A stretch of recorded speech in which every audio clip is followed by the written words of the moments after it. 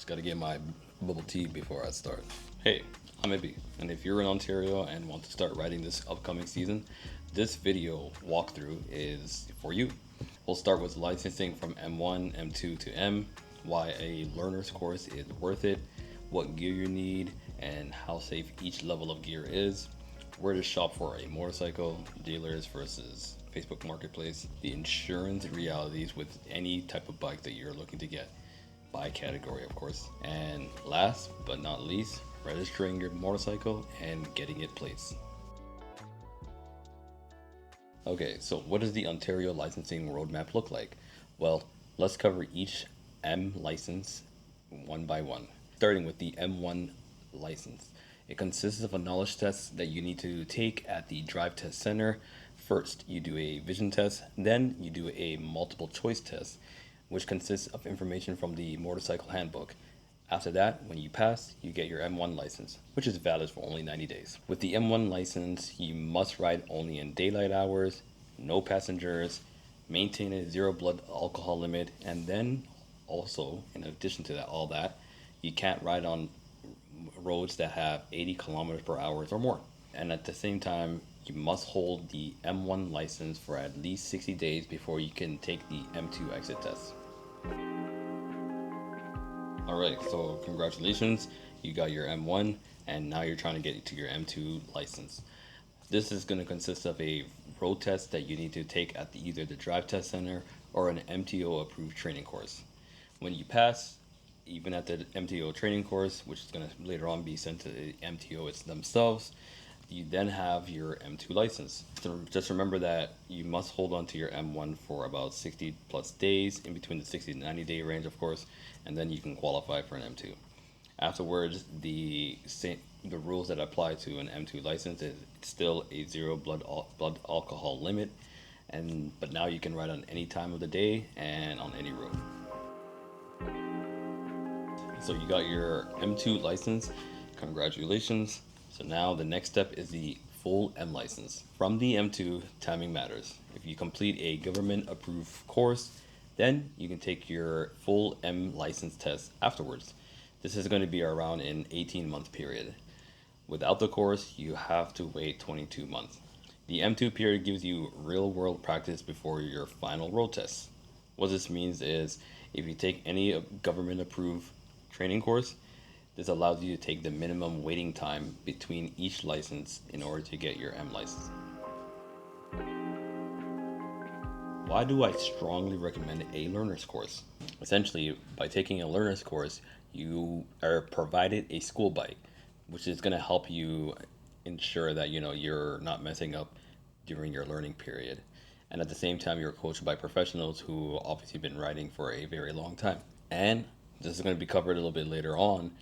If you do take an MTO approved learner's course, then later on when you need to get your insurance, you can provide that result by saying I took an MTO course and then get a discount on your insurance rate. If you are looking for an MTO approved course, well, Google's your best bet. Some of the ones that I can recommend are Learning Curves, Durham College Motorcycle Course, and Georgian College Motor Souls. So next part is gears. We'll go body part by body part with a classification of good, better, and best tiers, and obviously we'll cover the safety standards for each one. Starting off with the helmet, or the head. Ontario's laws requires an approved motorcycle helmet, basically hard shell, chin strap, and obviously undamaged. Look for the certification ECE 22.06 or SNELL. ECE 22.06 is the newer, tougher European standard with more impact angles than the 22.05. Better is ECE 22.06, which is the full face with quality visor and pin lock. And best is 22.06 plus high standard ratings. Either check for a sharp independent test and obviously an emergency cheek pad release. Next is torso, obviously jacket and armor. So Garmin Safety uses a EN 17092, either class A, class AA, or class AAA. Obviously Higher letter means stronger abrasion seams and tear tests. For street use, AA is a great target, but AAA is a more of a track leaning but heavier focus on protection. Impact armor uses an EN 1621, and an EN 1621-1 is for shoulders, elbows, hips, and obviously the knees. EN 1621-2 is for the back, while the -3 is for the chest. Level 2 transmits less force than obviously a level 1. So good. AA textile jackets with CE level 1 has a shoulder and elbow, and obviously a back protector pocket. Better is a AA jacket with CE level 2 back insert and optional chest armor. And best is a AAA leather or AA plus high denier textile with CE2 in all zones. Obviously, again, shoulder, elbow, back, and chest. Next is legs, or legs, whatever, pants. Aim for an EN 17092A or AA minimum, CE armor at the knees and ideally hips. Riding jeans with a AA shells plus CE armor are a nice balance. Next are the hands, or gloves, obviously. Look for palm abrasion, reinforcement, and the scaphoid slider, I can never say that word, and CE rated gloves where available. Let's go back to our classification, starting with good. We got leather short cuffs. Better is a gauntlet with hard knuckles, and obviously palm sliders. Best is premium gauntlets with external stitching protectors. Next are the feet, or boots for the gear. So over ankle with reinforced heels, toes, and shank and crush resistant ankle cups. Many list CE conformity. And also I'll include a bonus, which is airbag vest. Now, obviously not a standard gear to have, but standalone or jacket integrated airbags meaningfully reduce impact forces to chest and back and deploy in about 40 to 50 milliseconds in a crash scenario. So if your budget allows for it, this is the single biggest upgrade after a proper helmet. Where to find your first bike? Generally, dealerships are going to be your first bet. Some of the ones that I recommend are GB Bikes in Whitby. They got a huge selection of multi-brands and strong parts services. Snow City and Scarborough, obviously with their Hondas, Kawasaki's, Suzuki's, Yamaha, both new and pre-owned. VOS Motors in, Concord, North York area. They offer a large selection of sport bikes. Obviously, there's a big selection of youth ones as well. And my favorite is Pete Power Sports in Oakville. Obviously, they have a Barrie location as well. They got Polaris Indian motorcycles with, good for cruisers and ATVs. Now, some of the dealer pros are obviously safety inspections that are often handled by the dealers themselves, financing, possible short warranties, trade-in options. But some of the cons are obviously a higher upfront price with the dealer and admin fees. The next ones outside from dealerships are private listings. Some of the good, some of the obvious ones are Facebook Marketplace and KTG, but Auto Trader not only offers some dealer listings but private listings as well. Obviously, you gotta tune in your radius for all those options. So now some of the private pros are lower prices and more variety, but the cons are you must really vet the bike and the paperwork yourself. So some of the private sale checklists are as for the UVIP. This is the used vehicle information package. The seller is legally required to provide it in a private sale. It shows the owner history of the motorcycle.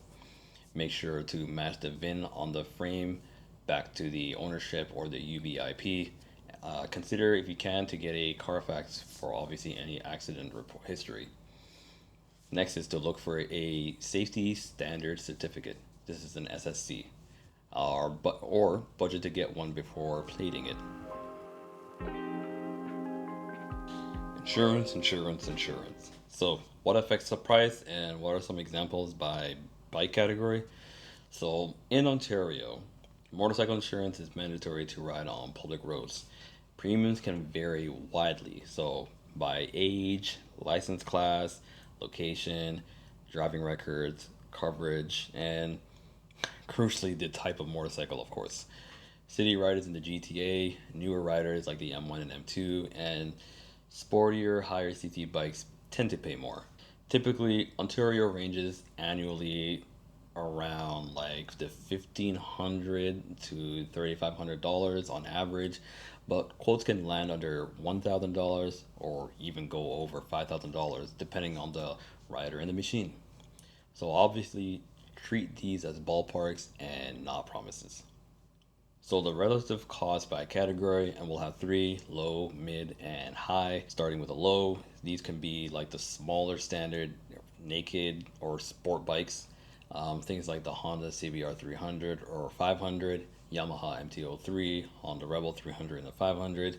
These are often quoted lower for even new riders. Alright, so you're almost there. Now it's time to register your motorcycle and get those license plates for them. So if you buy from a dealer, they can often safety the motorcycle for you, register it, and then get some license plates for it as well. You'll still need to arrange insurance before any of this happens. Now, obviously expect some dealer admin fees that would be included in this, the taxes, and obviously the cost for the plate and the permit. But if you buy private in Ontario, obviously the seller must give you the UVIP and a signed bill of sale. You bring that, the proof of insurance that you obviously going to start paying for, a personal ID for yourself, and if you want to plate it, uh, obviously you need to get a safety standard certificate to provide to Service Ontario. Again, so once you get all this stuff, you must register the vehicle within 60 days of sale. Without a safety, you can transfer it into your name as unfit.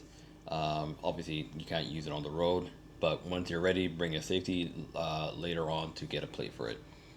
Temporary permits are available in some cases. The vehicle, I think, is still, has to be in fit status, but obviously to move the bike for inspection policy varies, so make sure to ask your Service Ontario Center for any clarification. All right, well, that's it. That's the Ontario start to finish of owning a motorcycle. If you're aiming for the 2026 season, obviously write your M1 date on the comments below. Make sure to also write it down in your own calendar. But I really highly recommend you to book an approved motorcycle course down the road. Start window shopping, obviously with the insurance quotes in hand. And if there's something that I miss or you got some more things to add on, obviously drop your questions in your comments below.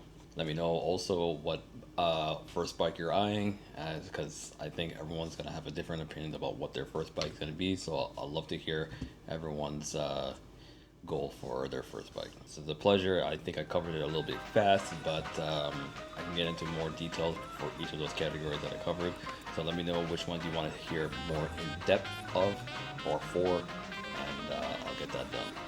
So I'll see you guys next time.